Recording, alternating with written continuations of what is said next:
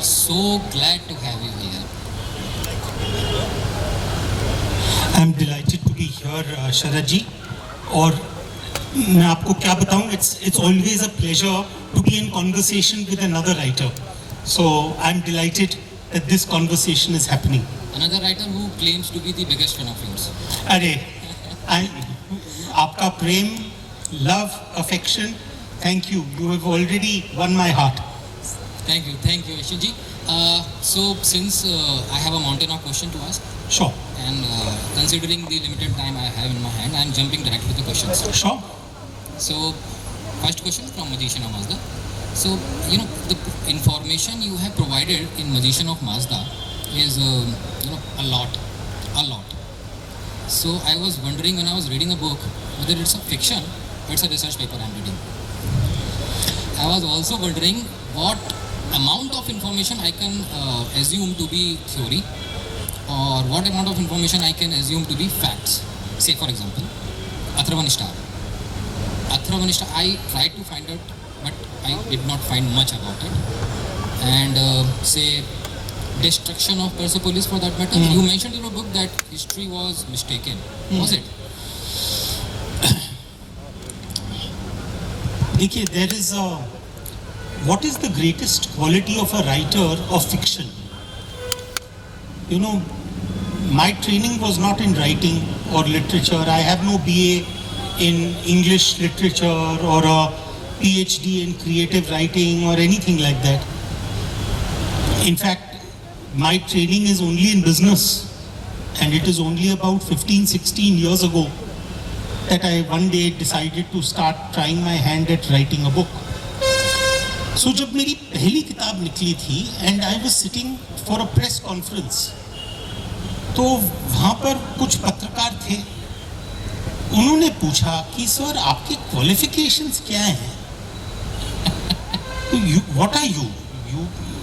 I mean, after all, you've written a book which is based on history, mythology, theology, but you have an MBA in finance. How are you writing this?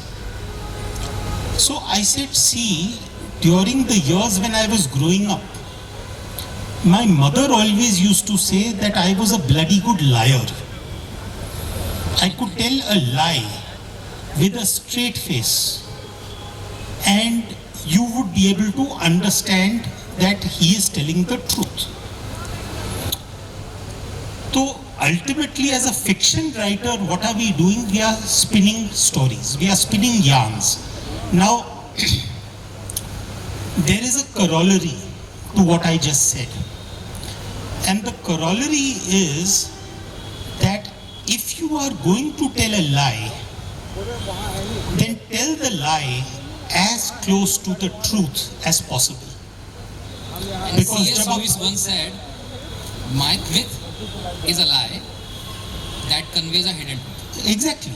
So, if you are going to tell that lie, tell it close to the truth, because then the lie becomes believable.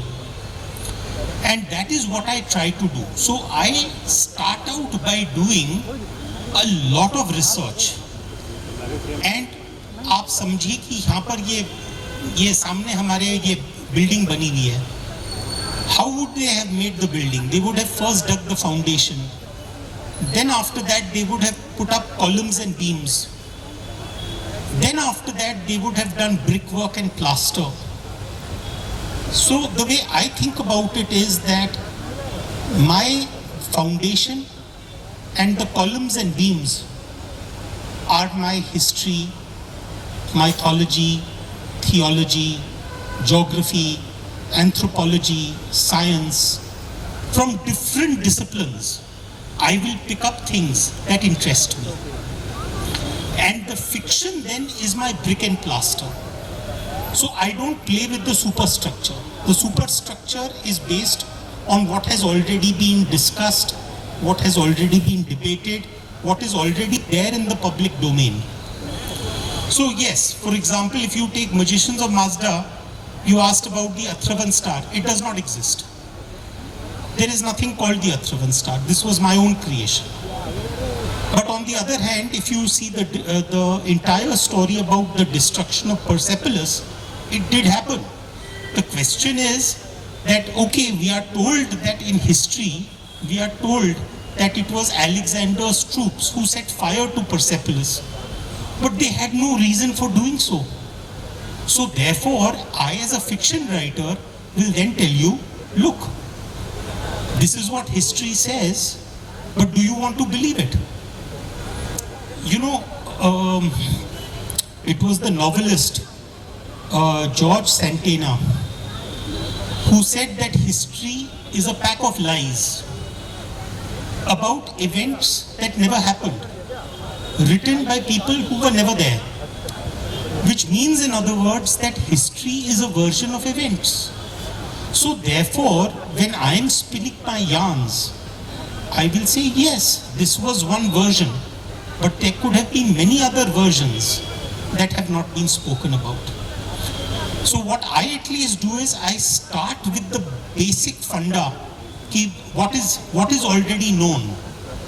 And then I look for sources which might be conveying an alternate view. And if I find those sources, then I'm very happy to incorporate those sources also into my retelling of the story. In that case, when I read, Ashwinji, when I read Rosable Line, Krishna Ki, Chanakya Chant, Vault of Vishnu, Keepers of Kal Chakra, and recently Magicians of Mazda, what I see there is like 70% research and 30% fiction. But when I read Sialkot Saga, what I see is just the opposite. That is like 70%. Or even Chanakya's chant. Chanakya's chant, for that matter. Apart from history, that's majorly a fiction thing, right? So, if I ask you whether Ashwin is a better researcher or a better storyteller, शरद जी, एक चीज है, I don't even till today, after 15 years, I do not consider myself a writer. People ask me, what are you? Are you a writer? Are you a fiction writer? Mythology writer? Historical fiction writer? आप क्या हो? At my very heart, at my core, I am a storyteller. तो जिसे कहते हैं कहानीकार. And the way I like to think that I am writing my books is that I am sitting in a room with 10 people, and those 10 people I am telling them a story. तो एक वो Hollywood के director थे Alfred Hitchcock, and he used to say that the length of a movie is related to the endurance of a human bladder. मतलब कि आप उतनी देर ही बैठ सकते हैं for a movie जब तक कि you do not need to get up and take a bathroom break, right? So I am thinking that there are these 10 people sitting around me and I am telling them a story, and the people who I am telling a story, out of that there are 3 or 4 people who need to get up and take a bathroom break.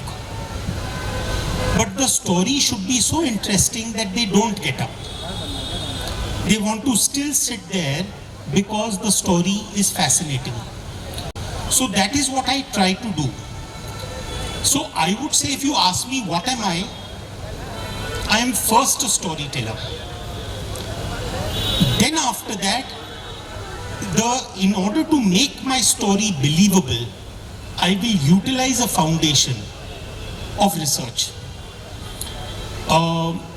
And that research can come from multiple disciplines. So I would say at a second level, I am a inquisitive person. I am a researcher. Because it can take me 2 years to write a Bharat series book. In that 1 year, we just spent reading and talking and interviewing and traveling. So that, जिसे कहते हैं ना, the journey is more important than the destination. So I love that period of time when I'm just doing my research and I don't know why I'm doing it.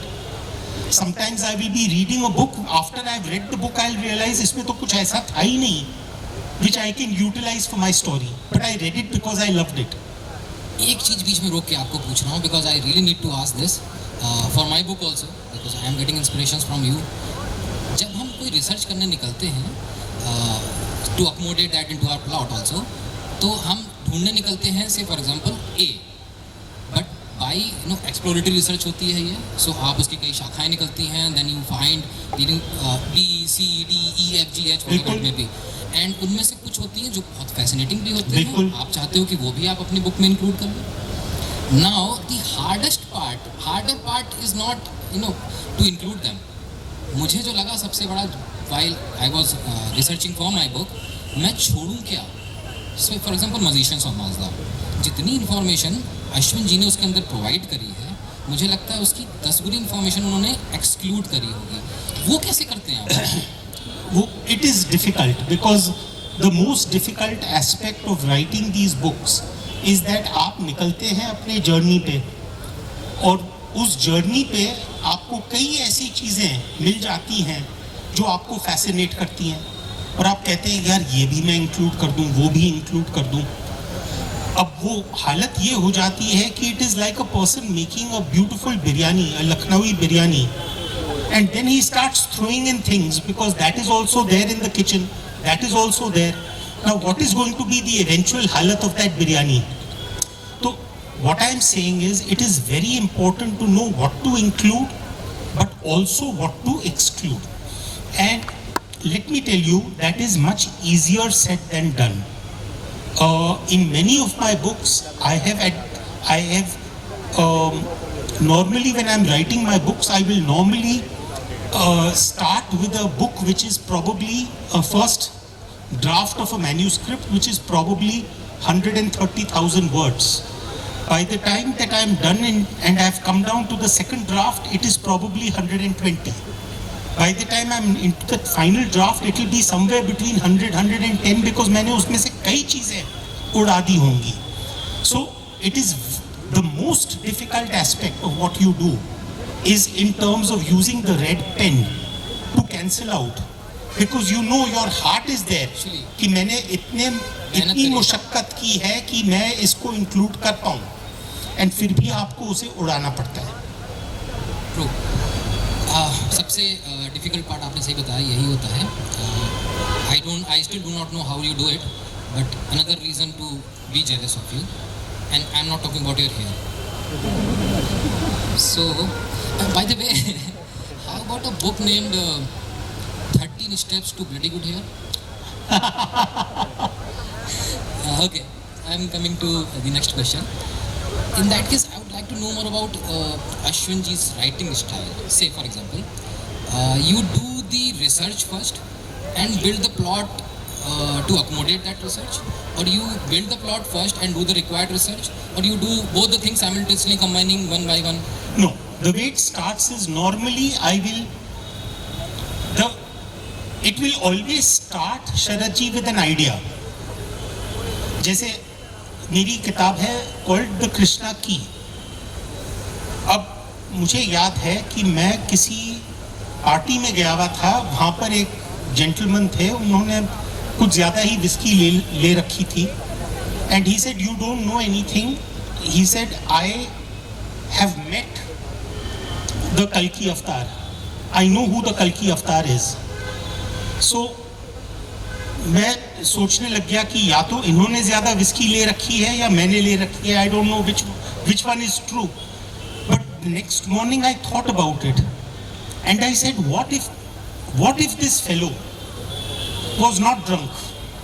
What if he was not drunk, and what if there is the possibility that there could be even 10% truth?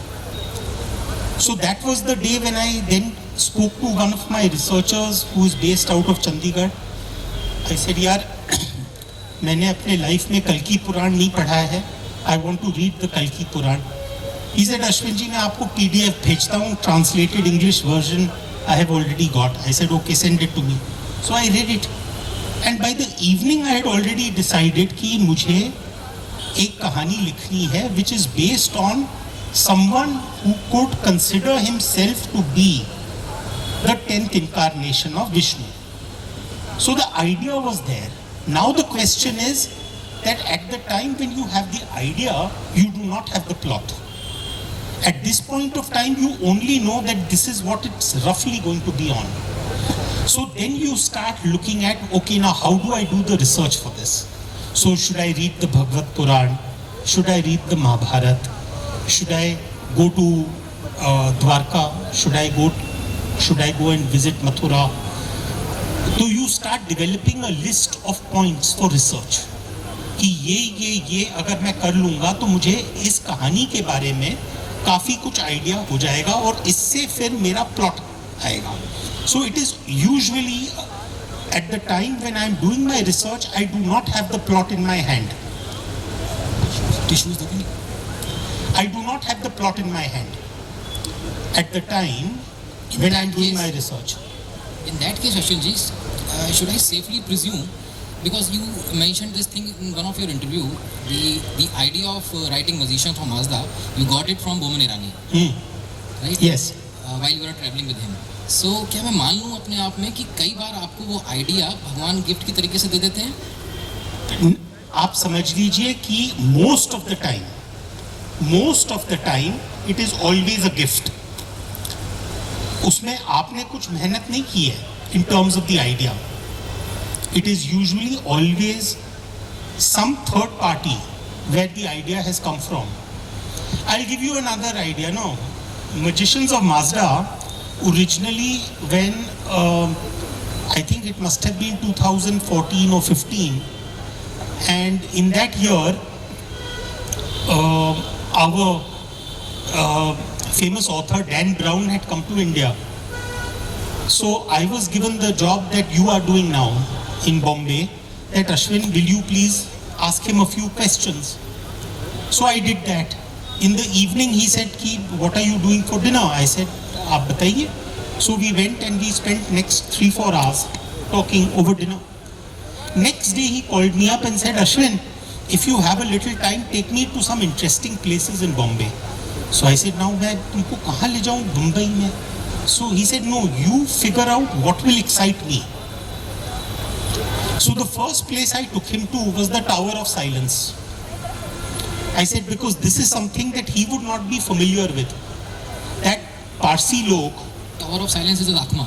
Is a dakma.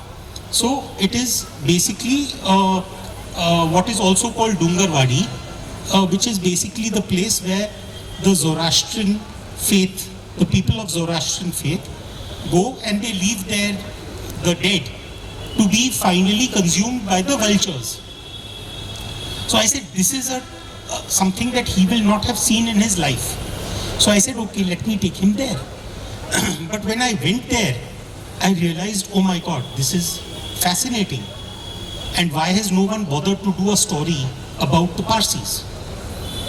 Then as it turns out, about roughly maybe 3 or 4 years later, the story was filed away in the back of my head, but I had still not attacked it. And then I'm sitting on a flight, and next to me is Boman Irani, and we start talking. He said, yeah, of course, I've heard of you, this, that. We start talking. And then I said that, the thought I had was maybe something on the Parsi people, because they are such an interesting community. They are really the so-called, what I would consider the real minority of India. Literally less than 50,000 people, and that too mostly centralized in one city, which is Bombay. So he said, have you read the Kissa-e Sanjan? I said, what is Kissa-e Sanjan? He said, no, it is the only historical account that is available of how the Parsis came to India. So he said, if you can get your hands on it, read it. So I ended up reading it. Like the way I read Kalki Puran, same way. And once I read Kissa-e Sanjan, I said, yep, there is a story here. So then I started developing my research list. So इसमें हर वक्त जो idea आता है वो कहीं ना कहीं और से आता है. The only thing is, very often, Sharat ji, we do not realize that an idea has come to us. It is very important to remain open to the universe, so that when those ideas come, you are in a position where you are willing to accept them, and where you are willing to say, no, the universe has sent me this idea for a purpose and I must write about it, or I must do something with it. Great. My next question would be like with regards to a disclaimer. You wrote your first book, Rosable Line, under a pseudonym, an anagram named Sean Huggins, if I am pronouncing it right. What were the compelling reason to use pseudonym? Means, was that because of you believe that putting up an English name there would attract more interest, readers' confidence, or jump in sales for that matter? No, that was not the reason. Actually, we are talking now, I started writing the Rosabal line in 2005. By the time I finished writing it, it was 2007, 2 years later. Then I wanted to find a publisher. I could not find a publisher for almost about 2 years. अच्छा ऐसा आपके साथ भी हुआ है? हाँ. Because ऐसा मेरे ख्याल सारे budding authors के साथ ऐसा ही होता है. Okay. उसको कहते हैं अग्नि परीक्षा. तो every writer, every लेखक has to go through that process. So you will go through that process. Then there was a thought in my mind कि यार मेरे नाम के साथ ही कुछ प्रॉब्लम है. There is something unlucky about the name Ashwin Sanghi only. So in 2007 I decided that I will publish the book myself. So at that time self-publishing had just started in America, and in India there was no self-publishing company that was operating. So the only way to self-publish was by doing it from the American company. It was a small company called Lulu Press which had just started. You could send them a PDF of the book and they would list it on Amazon. And the moment the book was ordered on Amazon, they would print a copy and they would send print on demand. So that I published it there. So I was in those days, and even now I am very fond of playing Scrabble. So I was playing with the letters on the board, and I put down all the letters of Ashwin Sanghi on the board. And I said, अच्छा इसको jumble करके देखें कि मतलब 6 अक्षर हैं अश्विन में और 6 अक्षर हैं सांगी में. So there are 12 letters on the board. Now let's see as to what we can do with these 12 letters. And one of the names that came up was the name that you mentioned, Sean Higgins. And I was publishing it abroad. I said, who's going to read a book about the lost tomb of Jesus Christ written by someone called Ashwin Sanghi? So it was meant to be. The second part of it also was that I already had a very well established life of mine in the world of business. So I did not want that there should be a confusion between this Ashwin Sanghi and that Ashwin Sanghi. So I said, let me do it as a pseudonym. There was a third and most important reason, that at the time when I was writing the Rosabal line, no one in my family knew that I was writing this book. Only my wife knew, and she was under oath that she could not tell anyone. And even when it was published, no one knew that there is any connection with this book. In any case, it was self-published on Amazon in America. In that entire 15 months, some 900 copies I managed to sell with a lot of difficulty. So in any case, the question of my parents getting to know that I had written that book was very, very slim. It was only after 2008 when Westland came back to me and said, we want to publish this book in India. That is when the publisher turned around and said, we cannot publish it under a pseudonym. You must be willing to put your name on it. That is the time I went and I told my father, because my father by then would have started getting panic attacks, that this is a boy who I trained for the world of business, and now he has decided that he is going to get into something like writing. So it was only 3 or 4 years later that I revealed to my family that I have even written a book. Wow. So I am presuming here कि करीब हर budding author को उस journey से गुजरना ही पड़ता है. My next question would be, you were pretty much vocal about, and you have said it in many of your interviews also, that you do not want to compartmentalize yourself into, you don't want to be called as a historian or research scholar. But when I see your work, so say for example, the connection you try to establish between La Sara Kali and Ma Lakshmi Saraswati Kali, the connection between the Christianity and Hinduism, you try to establish a connection between the Samantak Madi and a specific ritual of praying Shivalinga. in Krishna ki.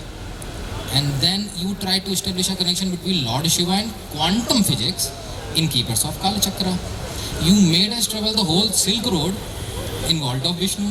That is purely, you must have gone into the depth of story, right?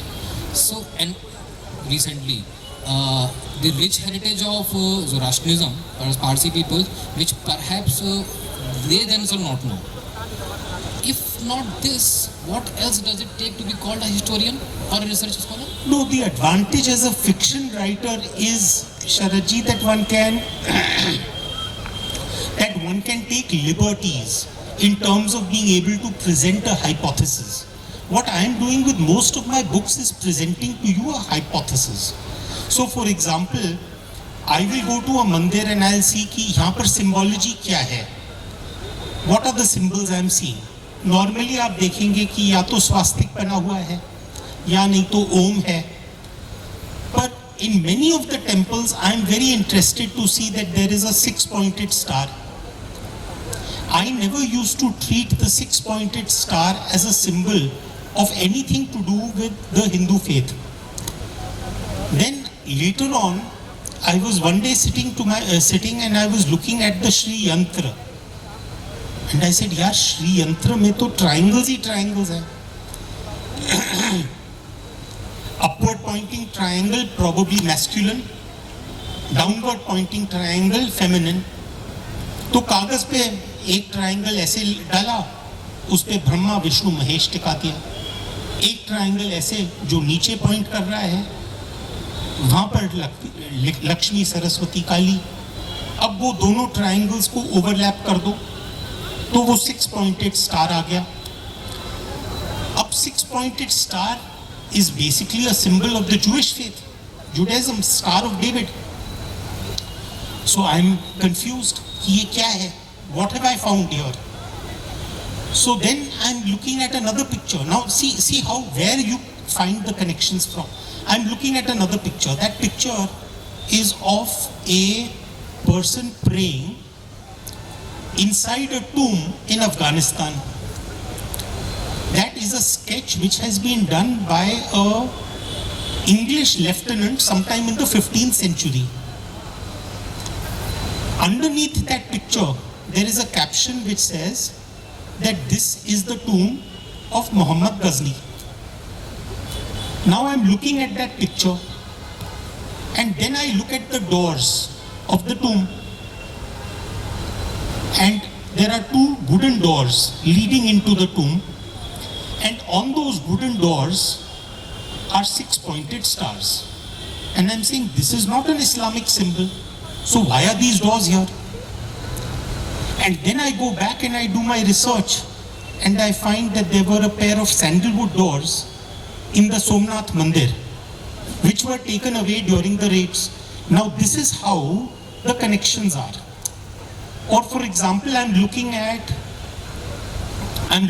the word Abraham, the patriarch of Judaism. And so I write down on paper Abraham. Now I take the word letter A from Abraham and I put it at the end. I get Brahma. So I'm thinking to myself, have you lost your mind? Are you mad? So then I say, no, this is all stupid. This cannot be. But then, next to Brahma, I put who is pictured with Brahma? Saraswati. Who is Abraham's wife? Sarah. Sarah, Saraswati. अब वो connection अगर मैं normal history book में डालूं, तो people will say you are mad and you are crazy. Probably you are talking. Probably they will burn your effigy also. Exactly. Effigy तो आप बहुत कम चीज कह रहे हैं. That means you got away. But the point I am making is that so similarly for magicians of Mazda, I was looking at the word magician. Where does the word magician come from? Our word magician comes from the word magi. Magi were the great priests of the Zoroastrians, the ones who were supposed to have incredible powers. But what is the word magi? Where does that come from? That is the plural word. The singular word is from Magus. M-A-G-U-S, Magus. Now, where does the word Magus come from? The word Magus actually has an old Rig Vedic connection with the word Maga. And in fact, if you go back into the Rig Veda, Lord Indra, it's called Magavan, the Great. So whether it was a Deva or an Asur, all of them could be considered Magavans, the ones who had great power, exalted. So from the word Maga, you got the word Magus. From the word Magus, you got the word Magi. From the word Magi, you got the word magician. So you see the connection there. And then or you look at right now, for example, when I'm looking at the Zoroastrian faith versus what we consider Sanatan Dharma. On one hand, you have Ahuras and you have Daivas in Zoroastrianism, and you have Asuras and Devas within Sanatan Dharma.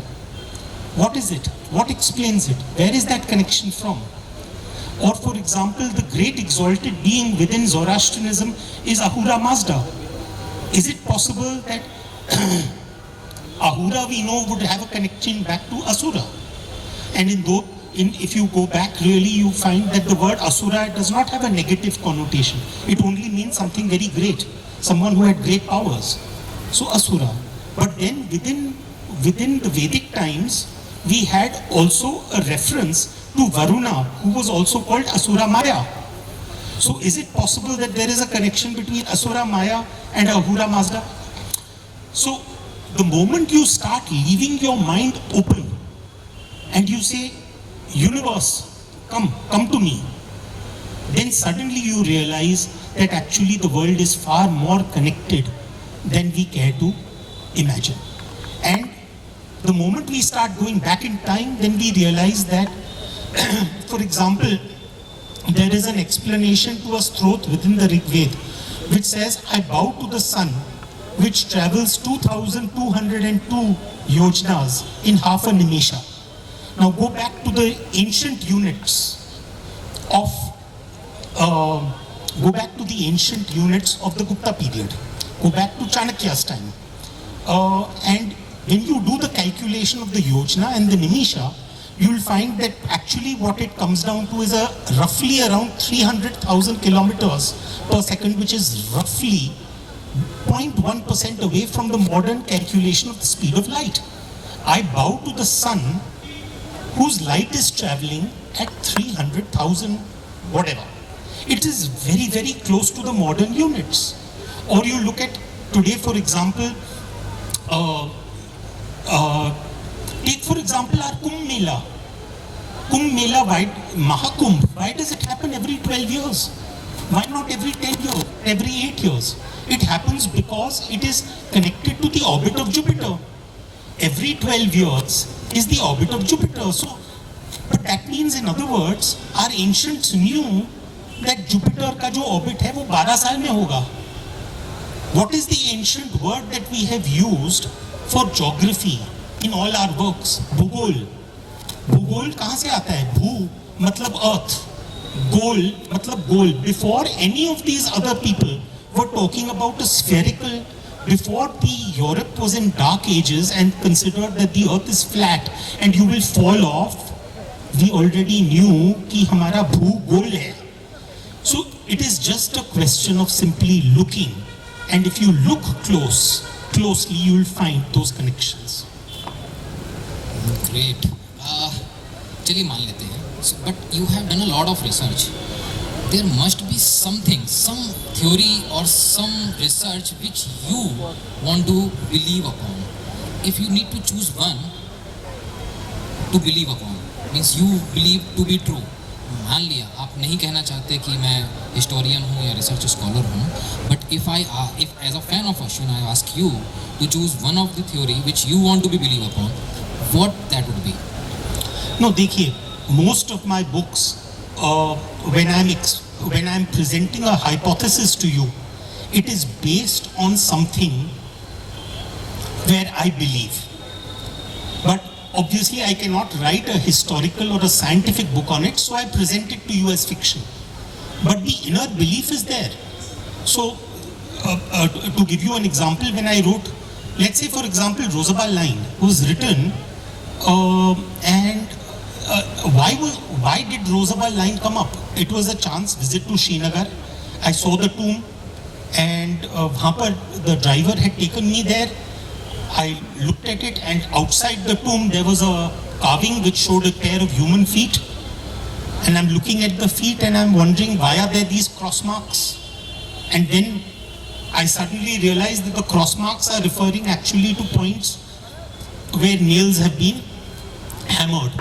For if a person is crucified, then how would the nails go into the foot? And so suddenly then the thought arises that, okay, maybe this story is connected to an earlier story and so on and so forth. But at the time when I had still not even started writing the story, I remember I was in Calcutta. And in Calcutta, I had finished my meeting, I had a little time on hand. So I told the driver, I said, take me around the city, just drive me around and take me to some interesting places. He said, sir, आपको मैं मंदिर ले चलूं? So I said, yeah, Calcutta mein to that means I'll be going to some Devi Ji mandir. So he said, chaliye. So we went. Very, very small room, maybe about 10 by 10 feet. Whitewashed tuna on the wall. Doesn't even look like a temple. In the middle there was a green colored Singhasan. Marble throne, green color. And people are coming in, they are chadhaing prasad and doing all of that, and I'm wondering what is going on. And then when I look closely, I realize that on the throne there is a picture of Amitabh Bachchan. In the temple? In the temple. So the temple was dedicated to Amitabh. And driver took you there? The driver took me there. So I was thinking to myself, have I gone into some other universe? So I come outside the temple and I'm waiting for the driver to pick me up. And a little boy comes, he's selling prasad and agarbattis and all of that. So he says, sir, आप कुछ लेंगे? So I did not take anything else, but एक छोटी सी किताब मैंने उससे ली. That book was called Amitabh Chalisa. Amitabh Chalisa. Okay, now that book is lying in my library, very nicely preserved.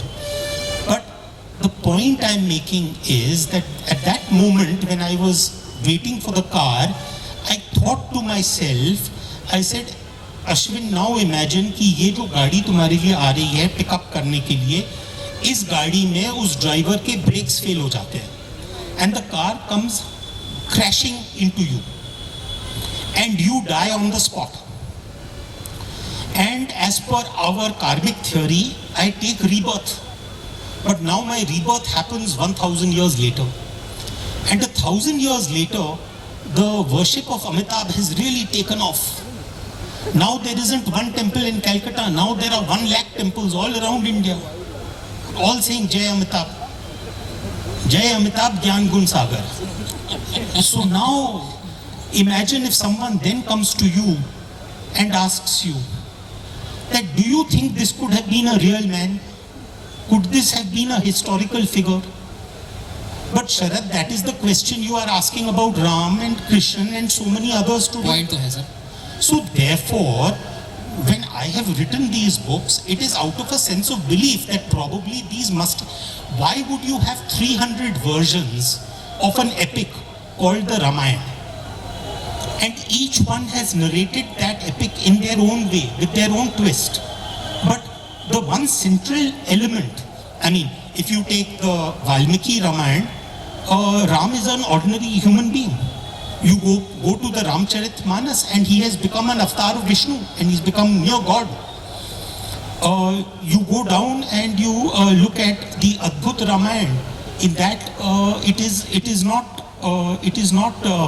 Ram who kills Ravan, but it is Sita who manifests as Durga in order to kill Ravan. You look at the Anand Ramayana, it is not Sita who gets abducted, but Kausalya. If you go down into the so-called Jain version of the Ramayana, the killing of Ravan happens at the hands of Lakshman. You take the Buddhist Ramayana, the Lao Ramayana, he is a Bodhisattva. You look at the Muslim Ramayana, Ram is a Sultan. Everyone has given their own spin to that epic.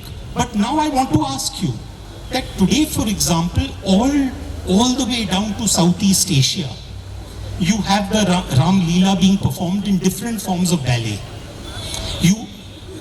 Today, for example, whether in the Philippines you have Singkil, which is nothing else but the Ram Leela. Today, for example, you go down to, you see the influence of Hinduism down, whether it is Indonesia, even on the Rupaya note, you still have Ganesh ji on it. So the influence is right there, all the way down. And you have 300 versions of this epic. Would anyone have written 300 versions of the epic if Ram did not exist? There must have been someone at some point in history who did some great things, who was a great king. And over a period of time, you kept on adding layers onto that story. We started out with an epic which was known as the Jaya, which had 25,000 verses. That became into another epic called Bharat, which had 50,000 verses, which then morphed into something which we now call the Mahabharata, which is 100,000 verses. In other words, every generation kept on adding their own stories, as a result of which the original truth is now hidden. But that doesn't mean it's not there. That's all I'm trying to say. So much to ask in so little time. I'm afraid I need to open the house for audience. If they are going to ask you some questions, fine. Yes, I'm there. I'm dying to ask you questions. So, anyone in the audience? Yes. Will somebody give the mic to the lady? As expected, please. Sir ऐसा एहसास हो रहा है जैसे किसी ने नहला धुला के साफ करके ना बैठा दिया है दोबारा से. बच्चों वाली एक स्थिति आ गई है ये सारी गहरी बातें सुन के. शायद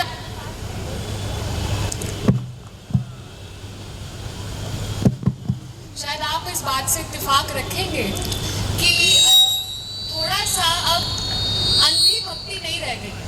ये जो नई जनरेशन है ये सिर्फ कर्म कांड पे विश्वास नहीं रखती. ये काफ़ी सवाल पूछती है. अगर शिव की उपासना करती है तो उनके नेचर को स्टडी करती है. हनुमान की उपासना है तो उनके नेचर को स्टडी करती है. क्या आपको लगता है कि आज के ज़माने में जब मूर्ति पूजन का उतना प्रचलन सिर्फ सियासी दौर में बहने के लिए ही रह गया है, पूजन का मतलब अब बहुत हद तक meditation, spirituality, connection to the divine power इस ओर बढ़ता दिख रहा है? Do you think that we are also approaching from Sakar to Nirakar stage where we don't need any murti? Just like Vedic times, we can just worship by getting connected to the nature and understand that there is one supreme power and we can connect directly. It's a very good question. Honestly speaking, I must tell you, as far as my view of Sanatan Dharma is concerned, Sanatan Dharma has never ever told you how to worship. Sanatan Dharma is one of those which tells you that, listen, you can be astic, you can be nastic, you can be tantric, you can be fantastic, you can be whatever you want. If you like, you can worship Shiva. If you want, you can worship Shakti, or you can worship a combination of Shiva and Shakti. This is one faith which says, hey, listen, अगर आपको मूर्ति रखनी है आप मूर्ति रखिए, अगर आपको अग्नि की वर्शिप करना है वो कर लीजिए. If you want to worship animals, nature, आपने शायद अभी वो पिक्चर देखी होगी Kantara, which is fundamentally connected to the entire idea of how man is one with nature. So nature worship, sun worship, सूर्य प्रणाम, जो भी आपको करना है आप कीजिए. आप कहेंगे कि वो जो शिवलिंग है वो पत्थर है और मैं कहता हूँ वो पत्थर शिवलिंग है, but we are both correct. Your truth does not make my truth any less, and that is the amazing part of it, that we can we can have any number of manifestations of the divine, and we can give them any roop that we want, and yet it can be completely formless. And in that sense, I think if you ask me, we were way ahead of our times. You know, I ended up having this very interesting conversation with that evening when I was sitting with Dan Brown, and he asked me, okay, what do you think is God? And I had a napkin like this, and I wrote on that napkin, I said G is equal to infinity minus K. So he said, now you explain, what does this mean? So I said, consider G is what we consider to be the divine. Usko keh dijiye, whether it is God, whether it is divine, whether it is supernatural, whether it is the Almighty, whatever. Infinity is the whole universe. In fact, not only this universe, but all the other universes. And not only all the universes, but the universes that have existed, and the universes that exist, and the universes that will exist. It is that Brahmand. Where does the word Brahmand come from? Brahm and Anda. Brahm meaning creation, Anda meaning egg, the egg-shaped universe. It is the entire universe. And K is the extent of human knowledge. So, what is... The Egyptians saw the sun rise in the east and set in the west. They didn't know what it was. They said, this is Ra.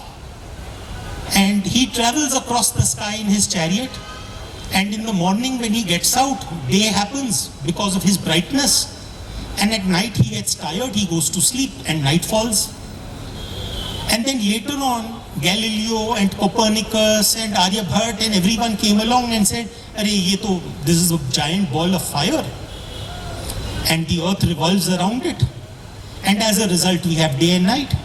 And suddenly Ra was no longer divine, because we could explain it. But in G equal to infinity minus K, in other words, what I was trying to say is, what we can't explain is God, right? But you know what? And this is what is really interesting, that ask any mathematician and he will tell you any equation which has infinity cannot be solved. So the moment you have infinity on one side of the equation, it means that the equation itself cannot be solved, which is great, because there are some things in life which are better not explained. Otherwise, how will you get up in the morning and look to the universe and say, hey Bhagwan, aaj theek kar do, aaj din theek se nikal jaye. You need something, no, which you can't explain. That is what it is. I'm afraid I cannot take any more question, because the next session is... One more question. Okay, please. The last question. Sir, I heard your podcast in which you said that Lakshmi is very curious where Saraswati goes. Okay? So live your life like Ganesha. So what's your way of life living like a Ganesha? So for those who are not familiar, mere Nana ji the, he used to live in Kanpur. So I have an old relationship with, जिसे कहते हैं उत्तर प्रदेश. मेरे नाना जी इसको कहते थे उल्टा प्रदेश, for his own reasons. But anyway, but Nana ji had this habit of sending me one book every week to read. And he would say कि बेटा देखो, तुम तो आधे बनिए हो, आधे मारवाड़ी हो, लक्ष्मी की तो पूजा करोगे ही करोगे, पर सरस्वती की पूजा पहले करो. So he would then say that Lakshmi is very curious about Saraswati, and she wants to go wherever Saraswati goes. So if Saraswati leaves right now, then Lakshmi also leaves. If Saraswati comes to sit here, Lakshmi also comes to sit here, because she is curious that why has Saraswati come. And in our Hindu mythology and in our pantheon of gods and goddesses, the only one who can sit between the two Devis is Ganesha, which means, in other words, he is the perfect representation of wealth and wisdom. And so he would say, live your life like Ganesha. which probably explains why Ashwin Sanghi looks the way he does, because I've lived my life like Ganesha. But the point I'm saying is that ultimately, if you can understand that in your life, Lakshmi is a byproduct. I'm not saying don't hanker after Lakshmi. It's important to be able to pay your bills. And trust me, it's very difficult to write if you are hungry. So those who say, no, I'll go into writing and become a storyteller for the love of it. No. At the end of the month, you need to pay your bills. But if you are only going after Lakshmi, those bills will not get paid. Go after Saraswati, Lakshmi ji khud pa khud aake virajman ho jayegi. That is all I've tried to do. And apart from that, means माँ सरस्वती जी की तो उनके ऊपर कृपा है ही है, but considering the fat checks of royalty he receives, Lakshmi ji की कृपा है या तो बीच में बैठे हुए हैं. अश्विन सर, एक लास्ट क्वेश्चन प्लीज. हाँ जी. This way. Thank you. सबसे पहले मैं आपको धन्यवाद करना चाहूँगा कि लखनऊ की पावन धरती पे आप आई थिंक पहली बार आए शायद. सो बहुत नहीं, मैं बहुत बार आ चुका हूँ. मैंने कहा कि in fact most of my childhood years I would come to Lucknow in order to go to Kanpur. So I am very familiar, don't worry. मेरा कहने का तात्पर्य सिर्फ इतना था कि जब से आपने माइथोलॉजी पे इतना लिखना शुरू किया तब के बाद उसके बाद 2-3 इवेंट्स हो चुके हैं. Wonderful sir, excellent. एक छोटी सी क्वेरी थी. भारतीय दर्शन शास्त्र के बारे में थोड़ा सा मैंने पढ़ा है, और अगर हम भारतीय दर्शन शास्त्र के बारे में बात करते हैं तो हमेशा से एक डिबेट रहता है निर्गुण ब्रह्म और सगुण ब्रह्म. तो अगर हम चारवाक, जैन और बुद्ध फिलॉसफी की बात करते हैं तो ये बात करते हैं निर्गुण ब्रह्म का, और बाकी न्याय, योग, वैशेषिक मीमांसा और सबसे लेटेस्ट है वेदांत फिलॉसफी, ये सगुण ब्रह्म की बात करते हैं. तो ये जितने 8-9 डिफरेंट फिलॉसफीज़ हैं इंडियन फिलॉसफी में, ये अलग अलग तरीके से आत्मा, गॉड, सोल और मोक्ष और सबसे माया को एक्सप्लेन करते हैं, और आर्ग्यू भी करते हैं. Correct. With one another. Correct. तो एक लेमैन कैसे किस डेफिनेशन को सही माने और उसको फॉलो करना शुरू करें? ये तो आपने ऐसा प्रश्न कर लिया है कि we can be here for the next 6 hours or 6 days. It will not get answered. We will really get a time to hear from you. So but hopefully after this session maybe we will try and but frankly you've asked me a question that cannot be answered. The person who can actually answer that question has to be probably even beyond Brahman. There is no way that an ordinary mortal sitting on this stage, मैं तो कुछ नहीं हूँ, मैं तो सिर्फ लेखक हूँ, कहानीकार हूँ. आपने मुझसे ऐसा क्वेश्चन पूछ लिया है जो शायद सिर्फ आपको किसी बहुत ही एग्जॉल्टेड ह्यूमन बीइंग से पूछना चाहिए. 5 पैक डाउन होने के बाद मैं इसका आंसर कर सकता हूँ. Thank you. We'll be meeting. I can answer questions about spirit and spirituality after a couple of whiskeys though. Excuse me sir. Sir एक क्वेश्चन मैं भी पूछना चाहता हूँ. सर मैं ये पूछ रहा हूँ कि जब मैं इजिप्टियन माइथोलॉजी या हिस्ट्री पढ़ता हूँ तो उसमें हमें फर्स्ट फराओ राम से मिलते हैं, जिनकी वाइफ सित्री हमें देखने को मिलती है, जिनको हम सीता से लिंक कर सकते हैं. और जब हम क्रिश्चियनिटी की बात करते हैं तो हमें लगता है पीएन ओक सर एक हिस्टोरियन हुए हैं जो आई थिंक जो भी है, इन्होंने ऐसा बताया कि हाँ, इन्होंने बताया कि ये कृष्ण नीति से आया हुआ है. ऐसे सर बहुत सी चीज़ें हैं जो कि साउथ कोरिया में हैं, तो वहाँ के 6 मिलियन जो पॉपुलेशन है जो अपने आप का रिलेटिव जो है अयोध्या में मानती है. ये चीज़ें सर यूनिवर्सल ब्रदरहुड को प्रमोट की जाती हैं, करने के लिए इंटेंसिफाइड है, या इंडिया सेंट्रिक करने की कोशिश है, या इंडिया सेंट्रिक है एक्चुअली ऐसा? नहीं, मेरा मानना है कि इसमें जो एक पुरानी कहावत है कि अगर तुम नज़र बदलो तो नज़ारे बदल जाते हैं, और अगर सोच बदलो तो सितारे बदल जाते हैं. द पॉइंट इज दैट आपका नज़रिया क्या है, what are you trying to achieve. अगर अपने को यही कहना है कि हम सबसे ग्रेट हैं, और जो भी और ये आज का जो पोलराइजेशन का जो डिबेट है वो यही है कि एक तरफ हमारे पास हमारे जो लेफ्टीज हैं और दूसरे तरफ हमारे पास राइटिस्ट्स हैं. और राइटिस्ट्स का ये कहना है कि जो whatever of value was there came from here only, and leftists का मानना है कि nothing of value ever came from India. My view is that the answer lies, the truth is somewhere in between. That there were many things that went from us to other people, but there were also many things that we absorbed from other cultures, from other civilizations. Today, for example, if we are simply looking at, आपने mention किया related to Christianity, go back into the life of Jesus, into the timeline, we see that there is an entire period of 18 years. There is an entire period of 18 years where his life is not being explained in the Bible. We see him at age 12 and then we again see him at age 30. But you know what is fascinating? आप लद्दाख जाइए. लद्दाख में there is another monastery in a place called Hemis.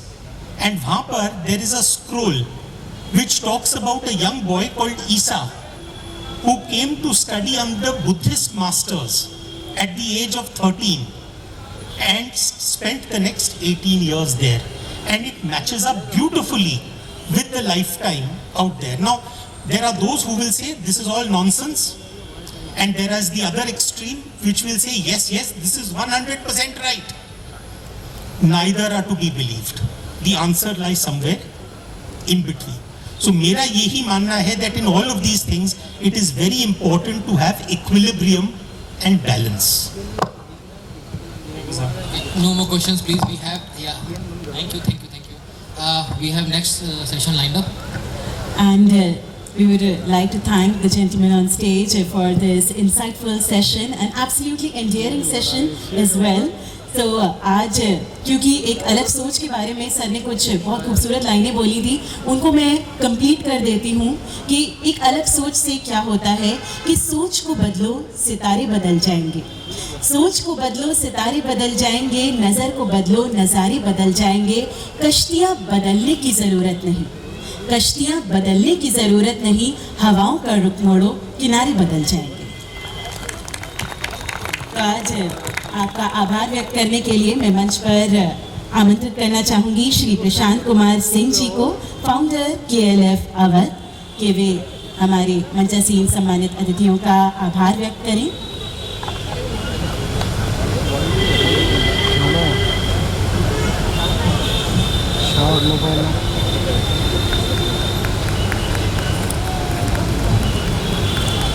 आपकी उन जोरदार लगातार तालियों के साथ Thank you so much, gentlemen, for this insightful session. It was a privilege hearing you.